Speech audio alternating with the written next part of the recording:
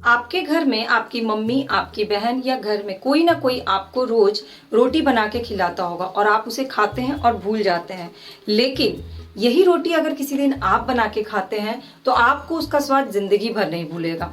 मैं यहाँ रोटी की बात इसलिए कर रही हूँ क्योंकि आज की क्लास शुरू होने से पहले आपको एक बात पे ध्यान देना बहुत जरूरी है। मैं या कोई भी टीचर आपके लिए प्रतियोगी परीक्षा की तैयारी के दौरान सिर्फ वही प्रोसेस करते हैं, रोटी बनाने का तरीका या आपको रोटी बना के खिलाना, यानी पढ़ने का तरीका, फैक्ट्स आपको दे देते हैं, कोडिंग दे देते हैं, कहानी सुना देते हैं और आप उसको सुन के रह जाते हैं क्योंकि आप सेल्फ से नहीं करते हैं। तो हमारा काम जो है वो क्लासेस के थ्रू आपको गाइड करना है कि आपको कैसे कॉम्पिटिटिव एग्जाम की तैयारी करनी है। लेकिन उस तैयारी में सफलता का जो स्वाद है, जो आपको जिंदगी भर याद रहेगा, वो तभी आप चख सकते हैं जब आप उसको खुद से बनाइएगा। Hello my students, welcome back to my class. और आज की क्लास है कहानी, सेकंड क्लास है फैक्ट और तीसरी क्लास है कोडिंग की। लेकिन आज की क्लास का टॉपिक क्या है? वो है यूरोपीय कंपनी का आगमन। जो स्टूडेंट्स पहली बार मेरे इस क्लास से जुड़े हैं उनको मैं थोड़ा सा इंट्रो दे देती हूँ कि मैंने ये क्लासेस कॉम्पिटिटिव एग्जाम की तैयारी के लिए सभी के लिए शुरू की है, खासकर उन स्टूडेंट्स की जो बिल्कुल बेसिक से तैयारी कर रहे हैं, जिनको कुछ भी नहीं पता है कैसे करना है, कैसे पढ़ना है। उन सारे स्टूडेंट्स के लिए बेसिक से तैयारी शुरू की है। तो आप सारी क्लासेस पहले की जाकर के प्लेलिस्ट पे देख सकते हैं। तो अब यूरोपीय कंपनी का आगमन, इसकी कहानी क्या है? बिना किसी फैक्ट के सिर्फ कहानी जानिए। फैक्ट जो होता है वो तभी लर्न होता है, तभी समझ में आता है जब उसके पीछे की कहानी पता हो। और हर एक फैक्ट के पीछे एक कहानी होती है, हर एक कहानी के पीछे एक फैक्ट होता है। तो यूरोपीय कंपनियों का आगमन के पीछे की पूरी कहानी है, एक सिंपल आसान भाषा में आपको समझाने की कोशिश करती हूँ। क्या हुआ कि उस समय इतने सोर्सेज नहीं होते थे जितने अभी हैं और चीज़ों की इंफॉर्मेशन इतनी आसानी से नहीं मिलती थी कि कौन सी कंट्री में क्या चल रहा है, ये सारी चीज़ें नहीं पता होती थी। तो भारत की खोज करते हुए एक यात्री, नाम नहीं बताऊंगी, वो फैक्ट की क्लास में बताऊंगी, एक यात्री यहाँ एक रास्ते से घूमते हुए भारत पहुंचा और उसे भारत ने बहुत आकर्षित किया। यहाँ पर उसका सहयोग किया और फिर राजाओं ने भी सहयोग किया उसको, और यहाँ की चीज़ों को देख के वो इतना आकर्षित हुआ कि उसने जाके अपने देश में बताया कि भारत जो है वो व्यापार करने के लिए बहुत ही बेस्ट जगह है। और धीरे धीरे उसकी कंट्री के और लोग यहाँ व्यापार करने के लिए आ गए। तो जब यूरोपीय कंपनी का पहला जो कंपनी थी, पुर्तगाली लोग आए पहले, वो जब आए तो उनको पहले क्या चीज़, भारत की स्थिति, भारत में जो सोर्सेस थे वो आकर्षित किया। और जब कोई भी चीज़ आकर्षित करती है तो जो उनका मेन मोटिव उस समय क्या होता था, ट्रेड, यानी कि व्यापार करना। तो व्यापार के प्रति वो आकर्षित हो गए और धीरे धीरे करके उस कंट्री से गवर्नर जनरल बन करके और सारे लोग क्रम से आते गए। क्रम से आते हुए व्यापार धीरे धीरे फैलता गया। अब व्यापार फैल गया, लेकिन व्यापार को फैलाने के लिए होल्डिंग होनी चाहिए।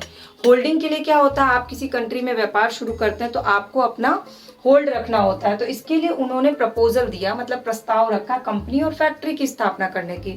तो भारत में उस समय जिस जिस जगह पे कंपनी और फैक्ट्री स्थापना करने का उन्होंने प्रपोजल दिया, प्रस्ताव दिया, उस समय के राजा बादशाह ने उस प्रपोजल को एक्सेप्ट किया, मतलब सहमति दी। और उस जगह पे चाहे सूरत हो, चाहे गोवा हो, ऐसे बहुत सारी जगह के नाम है, फैक्ट्स है, जो मैं आपको फैक्ट की क्लास में बताऊंगी।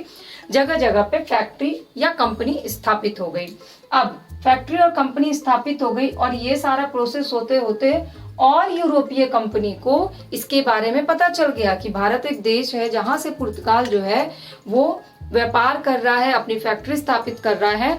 तो और देश भी इससे, यूरोपीय देश आकर्षित हो गए। मतलब भारत जो कि एशिया में है और यूरोपीय कंट्री यूरोप से, उनको ये सारी खबर मिल गई उस टाइम में, जबकि मैं आपसे बात कर रही हूँ 1600 ईस्वी की। तो अदर कंट्रीज भी आना शुरू हुई उसके बाद, जैसे डेनिश आए, फ्रांसीसी आए, स्वीडिश आए, अंग्रेज आए, इस तरह से करके डच आए। एक एक करके यूरोपीय कंपनियों का आगमन शुरू हुआ और स्टेप उनका यही रहा। पहले वो यहाँ के चीजों से आकर्षित हुए, फिर उन्हें भी लगा कि ये जगह जो है व्यापार यानी ट्रेड के लिए बहुत बेस्ट है।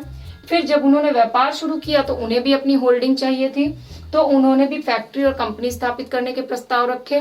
प्रस्ताव, सहमति मिली, उन्होंने स्थापित कर दिया। भारत के अलग अलग लोकेशंस पे उन्होंने फैक्ट्री स्थापित कर दी, जिसके फैक्ट्स जो है, क्वेश्चंस आते हैं, वो मैं आपको फैक्ट की क्लास में बताऊंगी। अभी बिल्कुल फैक्ट पे ध्यान मत दीजिए, सिर्फ इस कहानी को सुनिए। फैक्ट्री और कंपनी स्थापित कर दी। अब फैक्ट्री और कंपनी स्थापित कर दी तो भारत में उनको फायदा क्या हो रहा था कि यहाँ सस्ते मजदूर मिल जा रहे थे और भारत के लोगों को ये लग रहा था कि उनके सामान को भारत के अलावा और देश में पहुंचने का मौका मिल रहा है। लेकिन भारत ने भी उनसे बहुत सारी चीजें ली, जैसे पुर्तगालियों ने कुछ दिया, तंबाकू दिया, इस तरह से करके हर देश जो आए थे यहाँ पर उन्होंने भारत को भी दिया और भारत से लिया।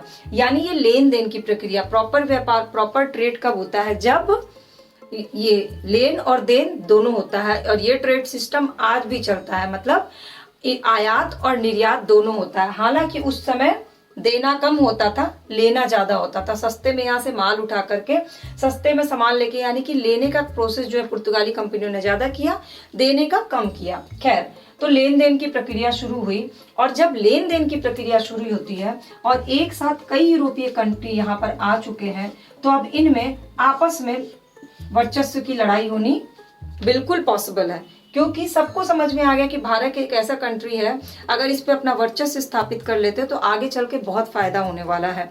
तो वर्चस्व की लड़ाई शुरू हो गई, मतलब भारत के लिए इन सारी कंट्रीज में, यूरोपीय कंपनियों में आपस में कि यहाँ पे किसका होल्डिंग रहेगा, पकड़ किसकी मजबूत रहेगी, इनके में आपस में लड़ाई शुरू हो गई। अब वर्चस्व के लिए आपस में लड़ाई शुरू हुई तो बिना किसी सहयोग के तो होगी नहीं। तो यूरोपीय कंपनी को किसी मुगल बादशाह का सहयोग मिला, किसी और का सहयोग मिला, सारी यूरोपीय कंपनियों को नहीं मिला। अलग अलग कंट्री को किसका सहयोग किससे मिला ये मैं आपको फैक्ट में बताऊंगी। फिलहाल सहयोग मिल गया, कुछ कंट्रीज ने तो आपस में ही सहयोग किया और सहयोग के बाद भी सफलता अगर नहीं मिले तो कूटनीति का सहारा लेना पड़ता है। अब ये कूटनीति क्या होती है? कूटनीति का एक पार्ट होता है वैवाहिक संबंध स्थापित करना, जो कि ट्रेडिशनली प्राचीन भारत से ही चला आ रहा था। तो यूरोपीय कंपनियों ने भी उसमें फॉलो किया, खासकर अंग्रेजों ने फॉलो किया। उन्होंने वैवाहिक संबंध बनाए और दहेज तक लिया। तो इससे क्या हुआ? वो पार्ट हो गया कूटनीति का, कि कूटनीति के थ्रू भारत के कुछ क्षेत्रों पे अधिकार कर लेना, अपना वर्चस्व स्थापित कर लेना। कूटनीति भी मिला, सहयोग भी मिला, तब तो टक्कर संभव थी। तो टक्कर होनी शुरू हुई। तो इसमें ज्यादा पावरफुल थे अंग्रेज और फ्रांसीसी। तो बाकी तो धीरे धीरे अंग्रेजों ने हरा दिया।